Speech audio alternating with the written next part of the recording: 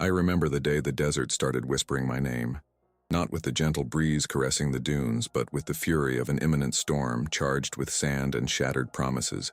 My life, once a river flowing with the dignity and predictability of my tribe's traditions, suddenly transformed into a tumultuous sea, and I, Yasmin, found myself at the epicenter of a battle I did not choose to fight. My family's honor was my burden, and the silent quest for an authentic purpose, an unspoken longing now perceived as an affront to fate, weighed heavily on me. A constant shadow of apprehension cloaked my existence, darker than a starless night. I could feel the piercing gazes, the weight of expectations pressing upon my shoulders like leaden cloaks. Every step I took was hesitant, every smile, a struggle. The unsettling emptiness within me foretold something greater, an unnamed urgency pulling me toward an abyss of uncertainty. I knew with the cold certainty fear imprints on the soul that danger was imminent. It was not the threat of war or scarcity, but the peril of love that could obliterate everything I knew, including myself. It was then that the once unshakable friendship between Sheikh Rashid and Karim began to crack. I had known them since childhood, two pillars of strength and loyalty, their bonds seemingly as eternal as the mountains that embraced our oasis. Rashid, the enigmatic Sheikh, with his imposing presence and eyes harboring ancient secrets, was the very embodiment of authority and power. Karim, impulsive and vibrant with the fiery passion of the desert's sun, represented raw force and unquestioned loyalty, what seemed an unbreakable friendship. But now, their displays of affection toward me, once subtle and respectful, morphed into a painful public rivalry, and I found myself, inevitably, at the center of it all. I felt the ground tremble beneath my feet, as whispers escalated into shouts, as looks of respect turned into judgment. Their friendship, a rich and ancient tapestry, was unraveling, each torn thread stabbing painfully into my own heart. I was the cause, the spark igniting this blaze of discord. How could I have become the pivot of such profound dissonance? My life, once dedicated to tranquility and duty, was now a stage for a forbidden passion, destructive force that threatened not only the peace between Rashid and Karim, but the very stability of our community. Internally, I was engaged in a silent battle. How could I reconcile my own desires if I still knew what they were, with the urgent need to preserve my clan's harmony? The passion surrounding me, the overwhelming devotion of two men so different and yet so powerful, was both poison and elixir simultaneously. I felt torn apart, divided between the loyalty expected of me and the subtle, almost inaudible voice that called for my own freedom. Meanwhile, externally, the rivalry between Rashid and Karim escalated. Their gestures, once subtle, became grandiose in public. Sumptuous gifts, displays of power and influence, competitions of bravery and generosity, all to prove which of them was more worthy of my affection. Each of them, in their own way, was willing to move mountains or set the world ablaze for me. But the cost of this devotion was the old friendship, and with each passing day, the rift between them deepened, threatening to swallow us all.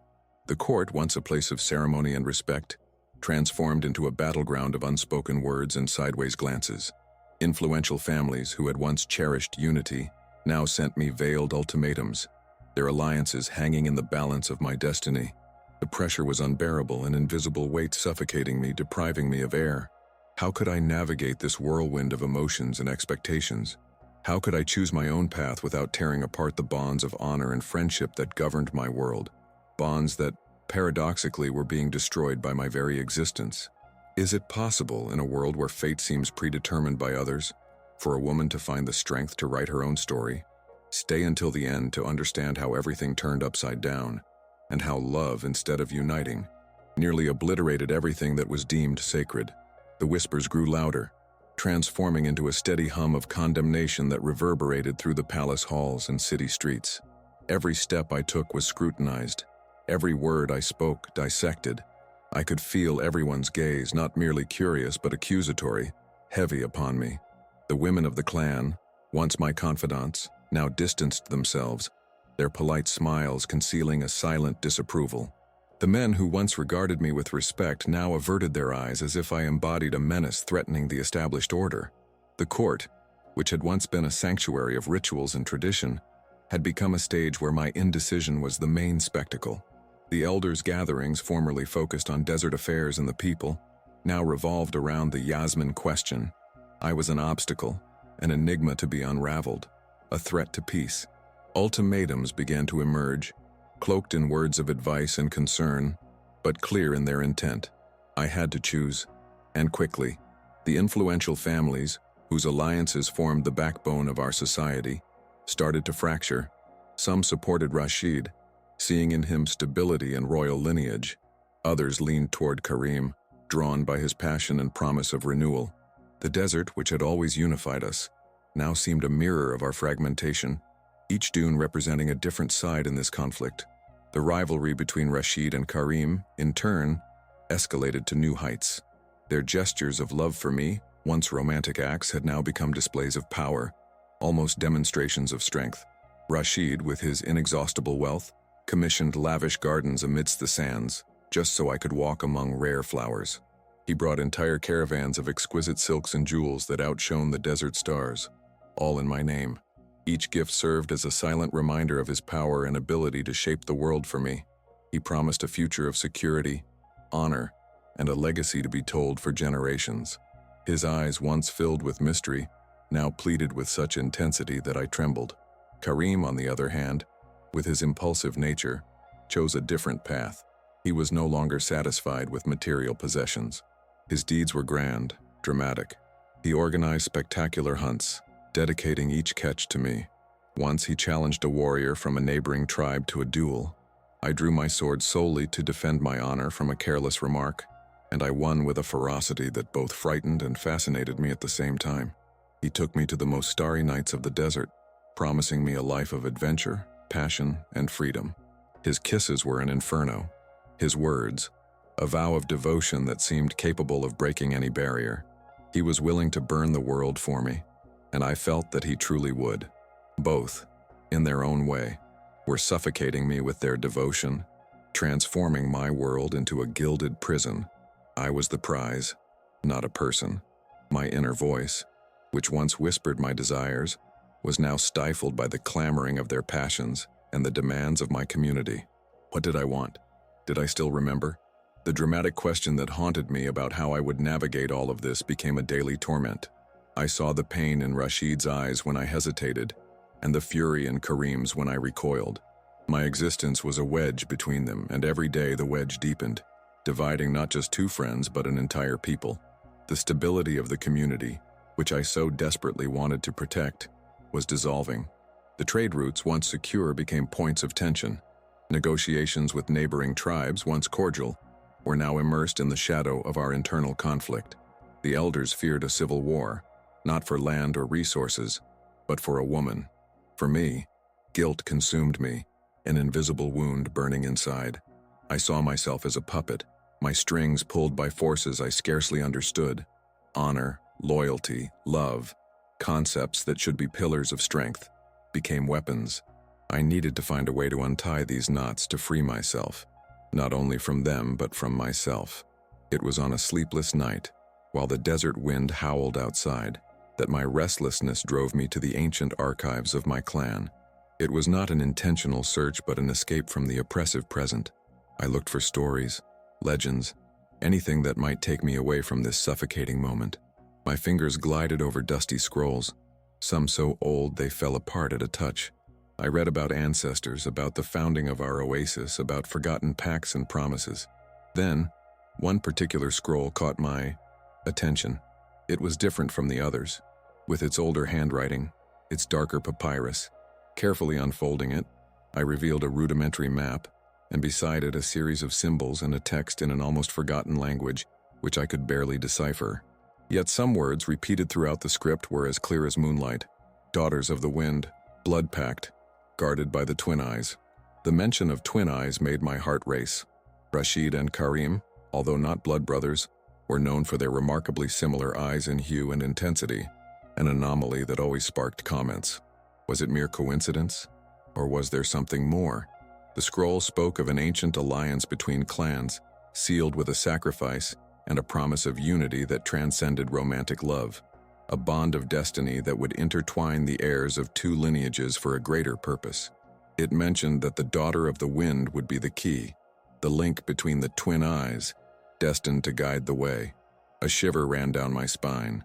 With each line deciphered, each symbol understood, a new layer of mystery was revealed. This was not just an ancient legend.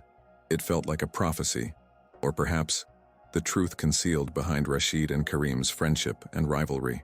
And I, Yasmin, the daughter of the wind, in their enigmatic words, seemed to be at the center of it all, not as a prize, but as a link, a vital piece in a game that stretched far beyond my own time.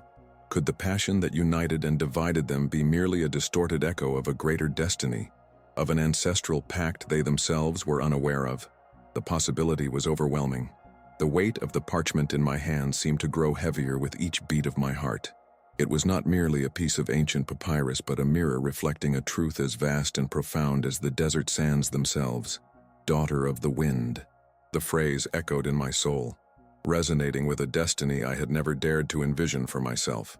I, who had always seen myself as a servant of tradition, a pawn on a board moved by others, was now the key, the link between the twin eyes, Rashid and Karim. The irony was merciless. While I was drowning in guilt for being the cause of their discord, an ancient bond predestined me to be the convergence point of their lineages. The revelation brought no relief, but a new layer of anguish. If this ancestral pact was real, if the passion consuming them was merely a distorted reflection of a centuries-old promise, what did that mean for my free will? Was I free to choose, or was I doomed to fulfill a preordained role, a puppet in a play written long before my birth? The honor of my clan, which I had so strived to protect, now appeared intertwined with a story I was only beginning to understand. My own desires, once suppressed, now struggled with the force of a hurricane within me. I spent the following nights immersed in the scrolls, searching for more clues, any detail that might illuminate the path. With each new discovery, the web grew more intricate. The pact spoke of an era of great discord among the desert clans, a time when the rivalry between the lineages of the Twin Eyes threatened to plunge the region into endless conflict. The daughter of the wind, a woman from a neutral clan, was believed to have been the peacemaker, the voice that would unite hearts and minds, sealing an alliance that would ensure prosperity for generations. But the alliance was more than political.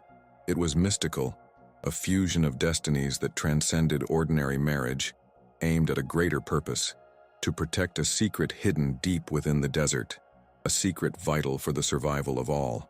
The weight of this responsibility pressed down on me like the dunes under the noonday sun.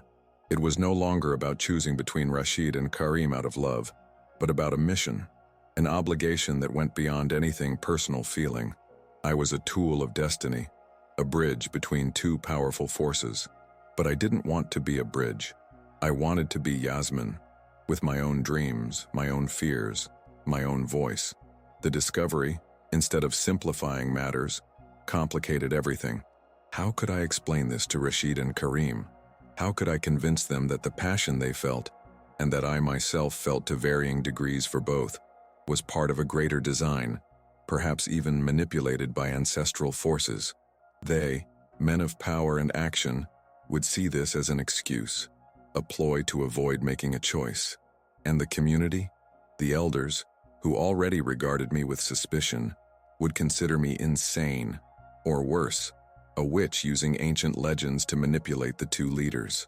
As I wrestled with these new truths, the rivalry between Rashid and Karim continued to escalate. Blind to the pact I had uncovered, the whispers of the court became veiled shouts, displays of power nearly open provocations. Rashid, with his regal and calculating demeanor, began politically isolating Karim's supporters, cutting off trade routes and influencing decisions in neighboring councils. He didn't use brute force but relied on the weight of his crown and the depth of his treasury to undermine his rival's position. His gifts to me grew even more lavish, but also more symbolic of his power and control. A rare falcon, trained to hunt with deadly precision, served as a subtle reminder that he could protect and dominate everything around him. Karim, in turn, responded with the fury of the desert. He gathered his own warriors, men loyal to him for their bravery and charisma. His acts of defiance were overt, almost reckless. He intercepted Rashid's caravans, not to steal but to redistribute goods to the poorer clans, gaining the loyalty of common folk. He composed love poems for me that were recited in public squares, defying the discretion Rashid valued. In a desperate act of passion, he stormed into one of the elders' meetings, declaring his love for me before everyone and demanding I make my choice right there, under the watchful eyes of all. The scene turned chaotic. The elders, shocked, dispersed, and I stood frozen, feeling the weight of every gaze, the pressure of every word. I felt like I was being pulled in opposite directions by two hurricanes. Rashid offered security, a crown, a stable and respectable future, but at the cost of my voice and perhaps my soul. Karim offered passion, adventure, freedom, but with the risk of plunging the entire desert into war. And now, the scroll whispered of a third path, an ancient destiny that saw me not as a wife or a lover, but as a guardian, a link in a forgotten purpose. The dramatic question that had accompanied me from the beginning, how I would navigate this tumult of emotions and expectations, choosing my own fate without tearing apart the bonds of honor and friendship, now seemed to have an even more complex answer. It was not merely about love or loyalty, but about the weight of an ancestral legacy, a secret that could unite or destroy everything. I stood at a crossroads where the past, present, and future clashed violently. The idea that I was not a prize but a crucial piece began to grant me a strange sense of power, yet also loneliness. I was the only one bearing this knowledge, this burden. Each day I felt less like Yasmin, the torn woman, and more like the daughter of the wind, a being destined for a task I scarcely understood. The pain of imminent sacrifice was a sharp knife in my chest. I knew that fulfilling what fate demanded of me would require me to relinquish many things, perhaps everything I thought I wanted. But what exactly was this greater purpose linking the twin eyes and me? The scroll spoke of a vital secret for everyone's survival, but did not reveal its nature. The tension in the court was palpable. But the true hurricane roared within me. The scroll, with its enigmatic words, had torn apart the veil of my reality, revealing an ancient tapestry where I was more than a mere potential bride. I was the daughter of the wind, a pivotal link in a forgotten destiny. Every day I felt the weight of this revelation crushing me, an unsettling truth that isolated me even further. How could I share such madness? Who would believe that the overwhelming love of Rashid and Karim was, perhaps, merely a distorted echo of a centuries-old oath, a manifestation of a pact transcending human passion? I felt like an imposter, smiling at the elders, nodding to their concerns while my mind teemed with the enormity of what I had uncovered. With each glance from Rashid, promising safety and a kingdom beneath my feet, I saw not only a man's love but the demand of an ancient lineage, an ancient voice calling for union. And in Karim's impulsive gestures and his vow to burn the world for me, I perceived the fury of a destiny that refused to be ignored. A passion perhaps not his own, but that of his ancestors. My own desires, once a whisper, now roared like a trapped scream in my throat, suffocated by the burden of a secret that was not mine but belonged to my people. The scroll spoke of a vital secret for everyone's survival, yet the nature of this secret remained obscure, a tangled knot of symbols and metaphors. I spent sleepless nights studying the ancient scriptures, searching for a clue, a map, anything that could reveal the heart of this mystery. The dunes outside seemed to whisper answers in a language I had yet to master, and the wind, which called me daughter, appeared to mock my ignorance. With each new line deciphered, each fragment of knowledge gained, I felt more powerful and at the same time, more alone. I was the sole bridge to this truth, and the burden was almost unbearable. As I delved deeper into the mysteries of the past, the present became a minefield. The court, once a stage for ceremonies, was now a battlefield of wills. Judging glances grew more piercing, whispers more audible.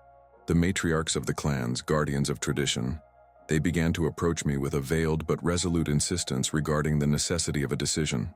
"The peace of the desert depends on you, Yasmin," they said, their words like invisible chains that held me captive. I was the storm they feared, the crack in the rock that could shatter everything.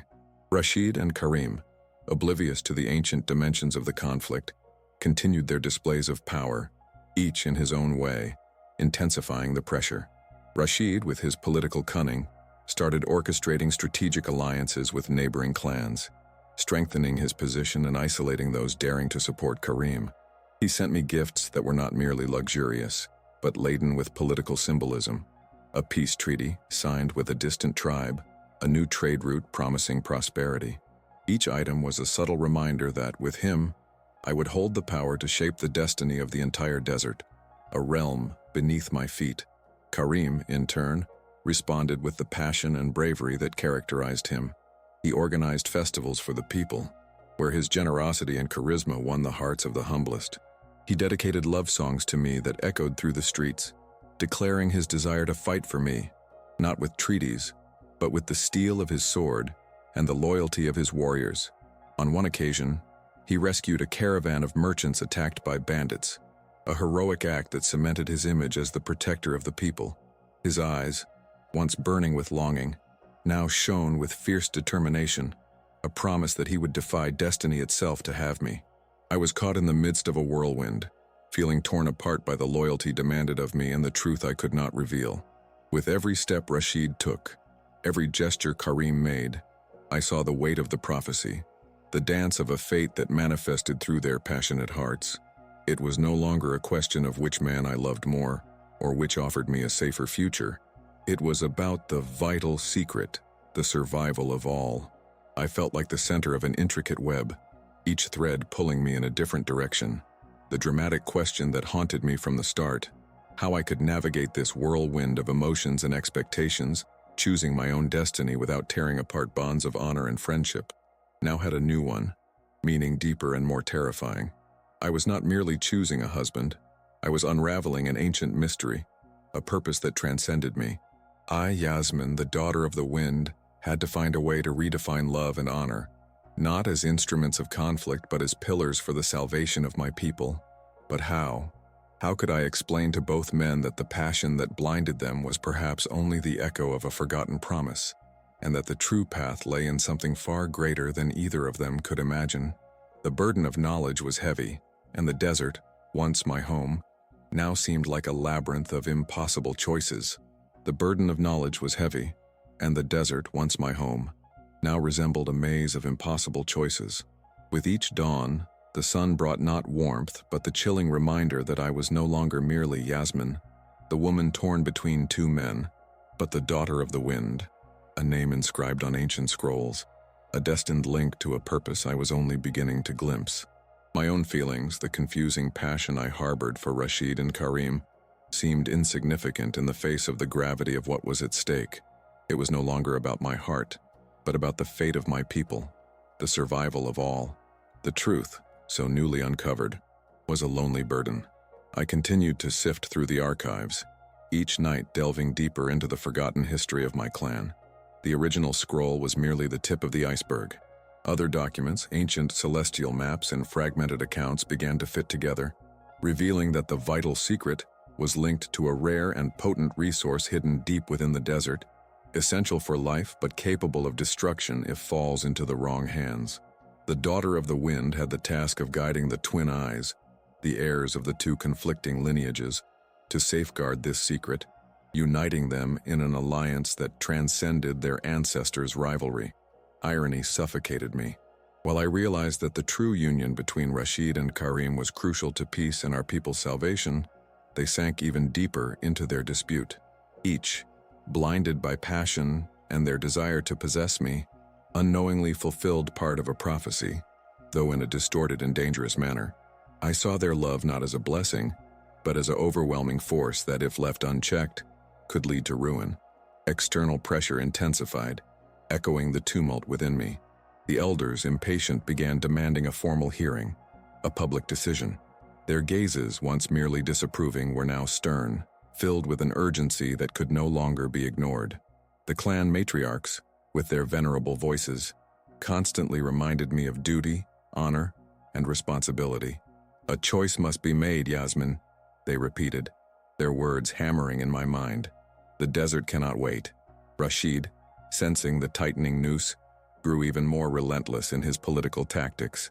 He not only isolated Karim's supporters but also began orchestrating strategic marriages for his own allies, reinforcing his authority and sending a clear message. He was the future, the epitome of stability. His gifts to me, once symbols of luxury, now served as demonstrations of his mastery over control and organization. A detailed map of the new trade routes, with my name engraved in gold, was a promise of an empire I would govern by his side.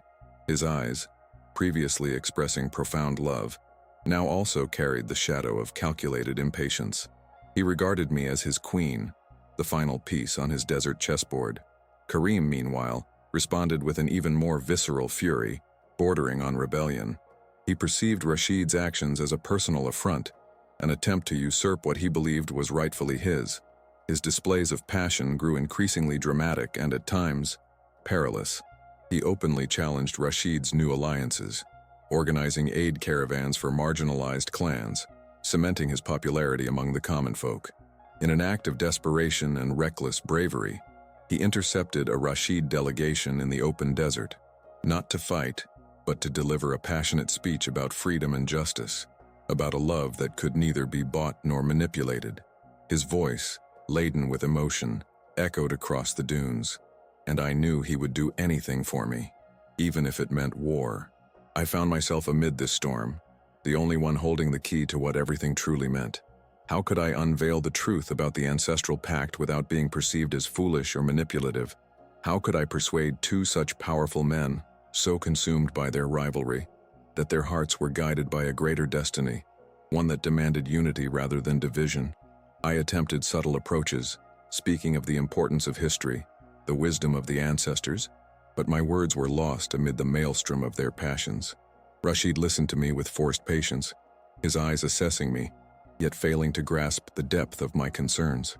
Karim embraced me, promising that together we would rewrite history, unaware that history was already written, and that he was part of it. The solitude born from my knowledge was overwhelming. I felt as if I were walking on a bridge made of sand, with an abyss of each side. The vital secret for everyone's survival remained partially concealed, a final piece of the puzzle I had yet to uncover. I knew that the full revelation of this secret would be the catalyst, the point of no return. But for that, I needed more time, more clues, and the desert with its millennia-long patience seemed to be growing impatient. The glances in court, the whispers, the veiled ultimatums, all reminded me that time was running out. I was no longer a woman free to choose a path. I was a guardian of an ancient destiny, and the weight of protecting it was transforming me. The pain of imminent sacrifice was no longer a knife, but a blade already lodged in my chest, waiting for the moment to be pushed.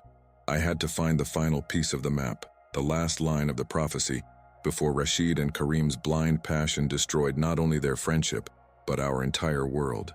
That last piece of the map, the final line of the prophecy, seemed like a ghost haunting me, floating somewhere between the sands of time and the urgency of the present.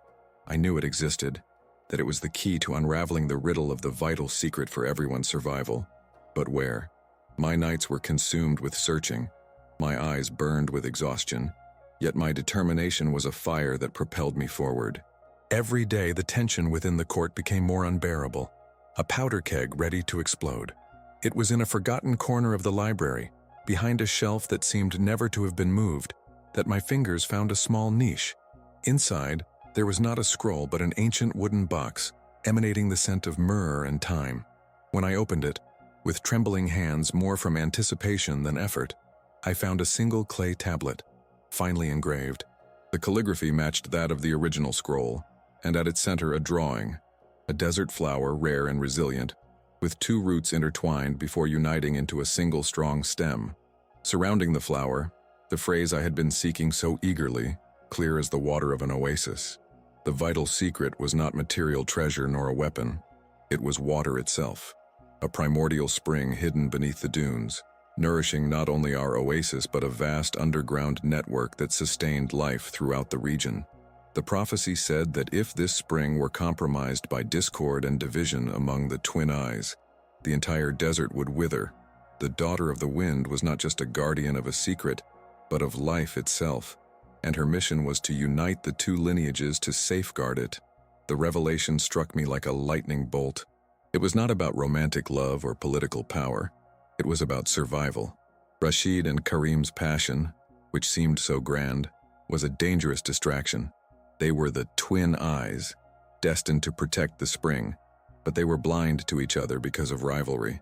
The desert flower with its intertwined roots was a symbol of the unity needed, the individual sacrifice for everyone's life. The blade in my chest, which previously felt like it was about to be pushed through, now transformed into a sword, forged by truth and urgency. I was not a victim. I was the guardian. No more time to hesitate. The following day, a final hearing had been scheduled by the elders, an ultimatum for me to make my choice.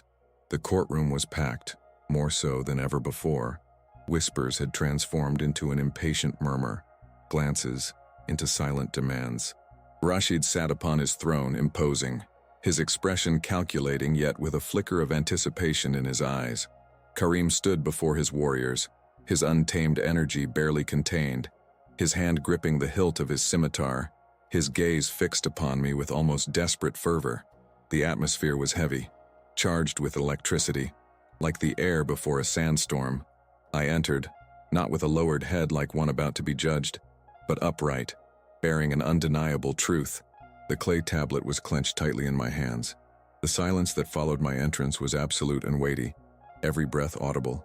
I did not look at Rashid or Karim, but at the elders, at the people, at the matriarchs, whose faces bore the worry of an uncertain future. My voice, once a whisper, now rang clear and strong, cutting through the air like steel. I will not choose between two men, I began, feeling the strength of my words fill me, because the choice demanded of me is not about love or power, but about the very life of our people, about each of your survival. A murmur of astonishment swept through the crowd. Rashid furrowed his brow, his eyes fixed on me, attempting to decipher my words.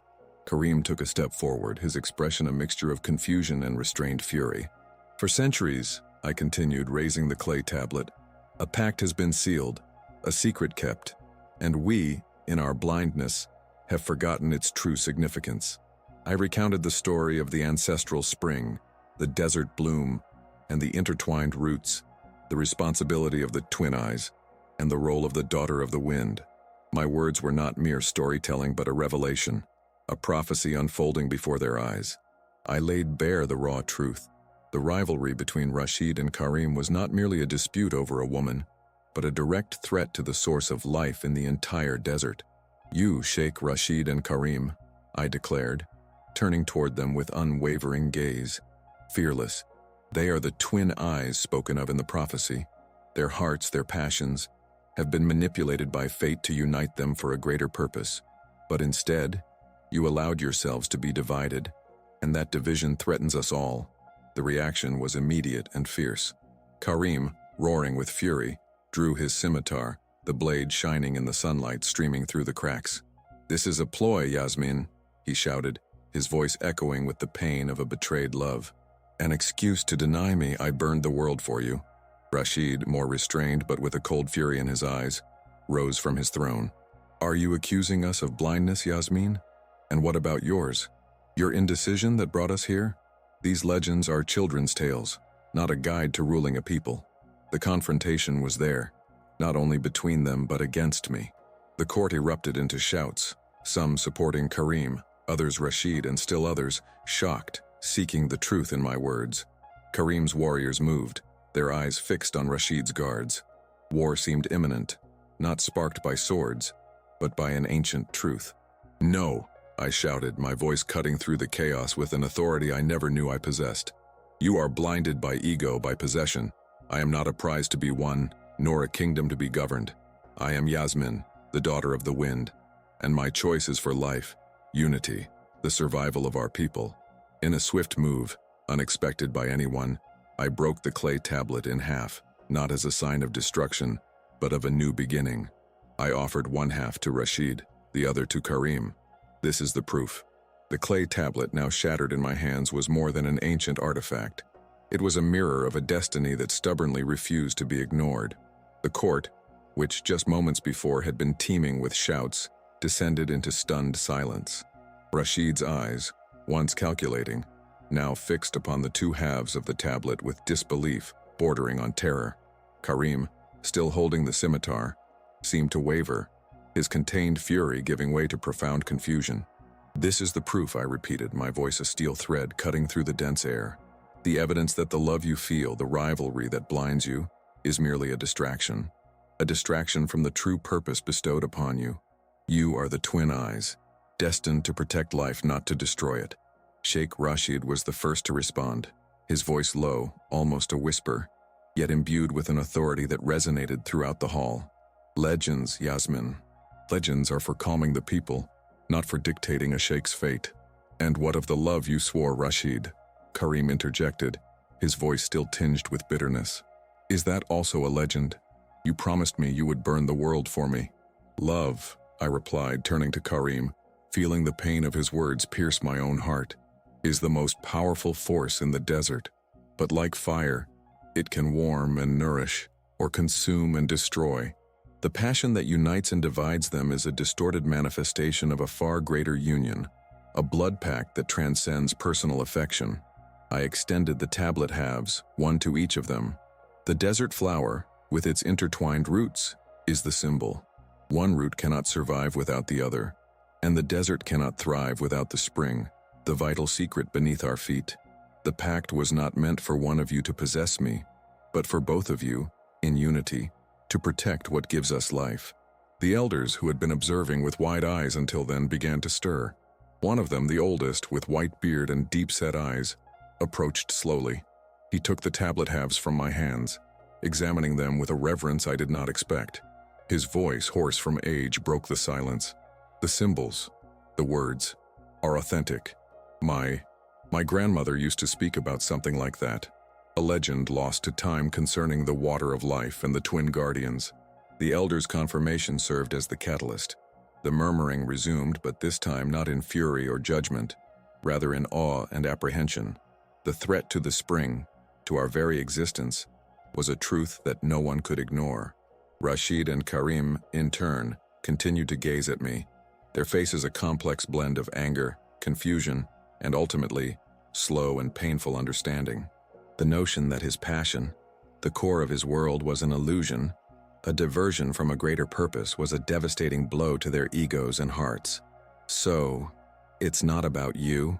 Karim asked, his voice choked, the scimitar still in his hand but now pointed at the ground. It's not about the love I feel for you. It's about love, Karim, I replied, my voice softening.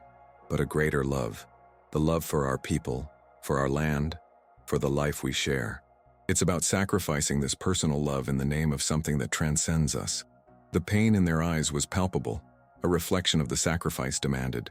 Rashid, the proud sheikh, the man who would move the desert for me, now saw his power and wealth become insignificant in the face of truth. Karim, the impulsive warrior who would burn the world, saw his passion turn into a danger. Both were being forced to abandon what they desired most, me, as a prize. The weeks that followed were the hardest of my life. The revelation of the ancestral spring and the Twin Eyes Pact shocked everyone. Rashid and Karim, though still wounded in their pride and hearts, could not deny the truth that the elders confirmed.